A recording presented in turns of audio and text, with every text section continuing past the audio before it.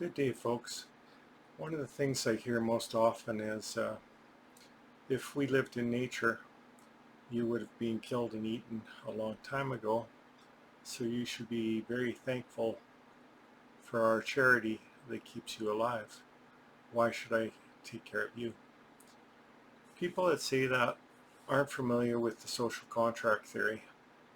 That theory goes back a long way into ancient man, but we could read about it through Socrates, Hobbes, uh, Rousseau, or Rousseau, depending on how you like your pronunciations, and finally Rawls. Each had a reason why the social contract was important to men, and that we do not any longer live in a state of nature. When man first started out, the state of nature was fine. There was no scarcity because there were so few of us, and man has a natural goodwill and empathy for the fellow man, so it wouldn't be in our interest to harm someone else when we had lots in our lives. As man started to crowd this world, though, and we formed towns and communities, we started taking from one another, and that was to our detriment. So we decided that the best way to serve our self-interests was to yield to authority. And that authority is given only by agreement. It's not given by anything else, not a king, not a government. It's an agreement between men that we will live peacefully and we will live by laws. Those laws protect a man in his sleep. The strongest man could be murdered in his sleep. So the man that says to you, I don't have to take care of you. If it was the state of nature, you would have been eaten by the lions long ago, doesn't understand that a lion can have a gazelle and the hyenas will steal it from him in the state of nature. It is only with the social contract that he can have property, enjoy a family, and know that he is safe and his family is safe every day. Rawls wrote The Theory of Justice. Hobbes the Leviathan, sorry for stuttering. I don't get to cut my videos and restart. So I would suggest you look at those, but every philosopher has added and refined the social contract so that it makes sense and is easily defended against criticism. The easiest way to say that the social contract serves us all is my analogy. The lion doesn't own, a huge estate. The lion doesn't know that its family is protected wherever they go without his ever-watching eye. So it is law that gives us our civilization and our community. As such, and that because we're self-interested as human beings are, we realize that not all of us are going to have good fortune in our life. And this is where a concept called luck egalitarianism comes in. And what that means is, by the force of sheer bad luck, a person's normal, healthy, happy life can be taken away by the force of fate. I could be on a job and a forklift driver could drop 1,800 pounds on me, which is what happened in my case. And suddenly I go from a healthy, strong working man to a disabled person. And everybody in society has to consider that this could happen to them. For a variety of reasons, you can be laid low in a moment. Now, another problem is that many people will compare welfare to AISH. The two need to be distinctly different. Firstly, the problem with welfare is that it suffers from a lot of bigotry and stigmatization, mostly due to the way the program is run in the United States. and that is divvied out by race, and people in the States suffer from economic segregation. So their lives become dependent on the welfare system, and the bigot will ridicule the welfare system with unfair stigma and unfair accusations. While this is terribly unfair, it is not good that these bigotries and stigmas slide over to AISH. While the person who is on welfare has been laid low, they can escape their circumstances when fortune smiles upon them. They can get a job, they can further their education, they can get ahead. A person who is disabled doesn't have that freedom. We're often said to be in jail for a crime we didn't commit. We can't escape our lot in life without the help of society.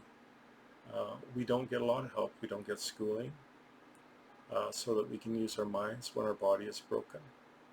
And we don't get a lot of other support besides the bare minimum. And this is why ACE should be considered a foundation, because when you claw it back, it becomes a ceiling. You can never grow beyond this. This is as far as you go and no more.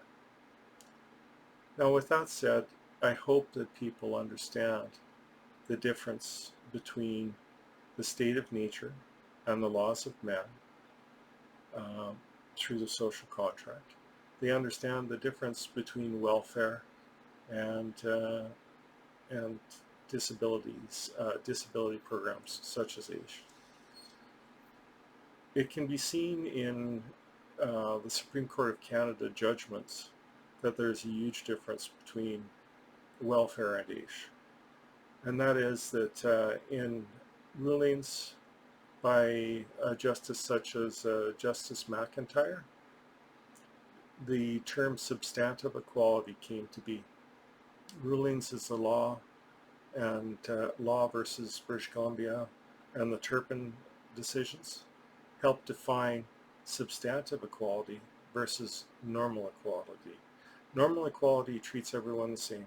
You give everybody a cookie, and that's equal treatment. But it's not equality if you give everyone a cookie and one person is a giant and the other person is a small child. The number of calories that each gains is not equal to their needs. I think that is pretty much everything that I need to say. Substantive equality can be seen demonstrated in Section 15 of the Charter. There you will see the grounds that people are protected under, and you will see disabled people, you will see Indigenous people, you'll see minorities, and you'll see other people that are disadvantaged. Poverty is something you will not see protected. And again, that goes back to those on welfare and those in poverty being able to escape their circumstance with a strong will and a strong desire to escape their circumstance. That was sort of a repetitive sentence. Sorry about that. Now, I very much wish to point out that I do not wish to demean welfare in any way. I am an advocate for AISH and the disabled community. And therefore, it is important for me to do everything I can for my community.